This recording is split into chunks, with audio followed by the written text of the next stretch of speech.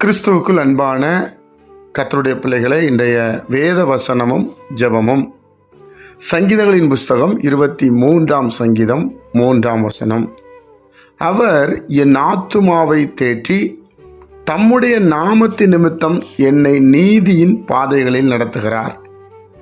அன்பு கர்த்தருடைய பிள்ளைகளை, சங்கீதக்காரன் 23ஆம் சங்கீதத்தை நம்ம எல்லாரும் வாசித்திருப்போம். சிறு பிள்ளைகளிலிருந்து கற்றுக்கொண்ட ஒரு சங்கீதம் என்று சொன்னால் இந்த 23ஆம் சங்கீதம் தான். ஏனென்று சொன்னால், தாவீது இந்த சங்கீதத்தை எழுதும்போது ஆடு மேய்க்கிற இடத்துல தாவீதையும் ஆடுகளை எப்படி நடத்துகிற காரியங்களையும் அவர் பற்றி சொல்லியிருப்பார். அதே போல ஆடாய் தாவீதும் ஆடு மேய்க்கிற இடத்துல பிதாவாகிய தெய்வத்தையும் வைத்து குமாரனாய் இயேசு கிறிஸ்துவை வைத்து பேசியிருப்பார். என் அன்பு கர்த்தருடைய பிள்ளைகளே, அப்போ அவர் என் ஆத்துமாவை தேற்றி, அப்போ ஒவ்வொரு மனிதனுக்குள்ள ஒரு ஆத்துமா இருக்கிறது.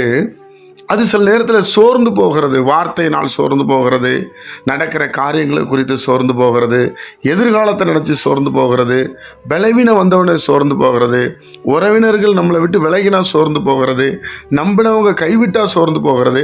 இப்படி ஏராளமான சோர்வுகளை நம்ம பார்க்கலாம் தேவனுடைய பிள்ளைகளே. அதனால தான் அவர் என்ன சொல்றாருன்னா, அவர் என் ஆத்துமாவை தேற்றுகிறார். அவர் என் ஆத்துமாவை தேற்றி நான் பாவம் செய்து விடாதபடி, நான் அவரை விட்டு விலகி விடாதபடி அவர் என்னை நீதியின் பாதையில் நடத்துகிறார்.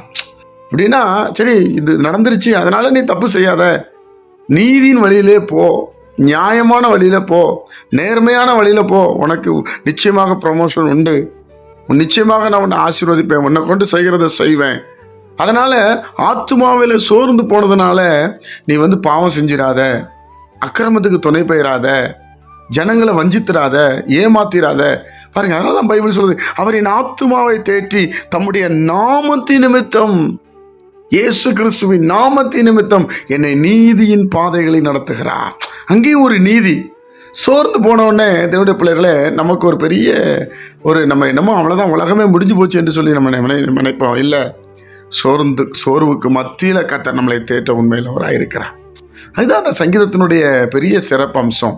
நம்ம ஆத்மாவில் சோர்ந்து போகிறோம், பணம் தர்றவங்க தரலன்னா சோர்ந்து போகிறோம், வியாபாரம் வரலன்னா சோர்ந்து போகிறோம், மனைவி சொல் பேச்சு கேட்கலன்னா சோர்ந்து போகிறோம், கணவன் நம்ம சொல்லி கேர் பண்ணலன்னா சோர்ந்து போகிறோம், பிள்ளைகள் நம்ம வார்த்தை கீழ்ப்படியலைன்னா சோர்ந்து போகிறோம், இல்லையா, இதை ஒரு பொருளை சேர்க்க முடியலன்னா சோர்ந்து போகிறோம், வீடு கட்டலைன்னா சோர்ந்து போகிறோம், குழந்தை இல்லைன்னா சோர்ந்து போகிறோம். இப்படி ஏராளமான சோர்வு நம்மளை நெருக்கிக்கிட்டே தான் இருக்குது.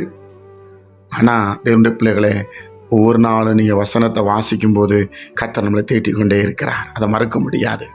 ஜெபிப்போமா? பிதாவே, நீர் எவ்வளவு நல்லவர் சுவாமி. உடைய குமாரன் மூலமாக எங்களை தேட்டிக் கொண்டிருக்கிறதற்காக உமக்கு ஸ்தோத்திரம்.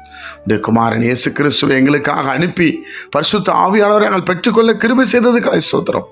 கேட்கிற ஒவ்வொரு பிள்ளைகளையும் பலப்படுத்தும். ஆசீர்வதி இயேசுவின் மூலம் பிதாவே. ஆமேன்.